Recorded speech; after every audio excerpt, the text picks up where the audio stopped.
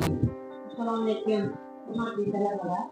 Mana biz xonamizga Hojiri Bolajon Abdurahmonovich professor o'qituvchimiz o'zlari yozgan kitoblarini xonamizga sovg'a qildi. Shu haqda ozgina ma'lumot sizlarga aytib beradi. Ma'lumot berib o'tadi.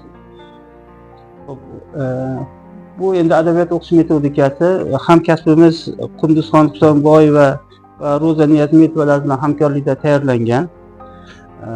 100 yilga yaqin bo'lgan adabiyot o'qish metodikasi fanini yutuqlarini umumlashtirilgan va tadqiqotlardagi eng asosiy jihatlarni jamlagan bu darslik hisoblanadi.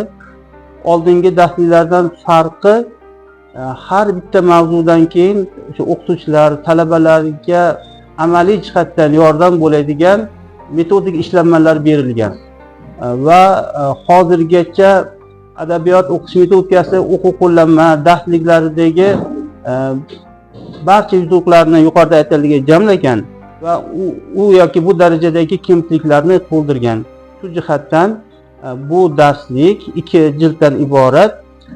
Avvalo filologiya fakulteti talabalari, bo'lg'usi til adabiyot muallimlari hamda adabiyot o'qituvchilari uchun eng yaqin amaliy yordamchi, metodik dastak bo'luvchi darslik hisoblanadi.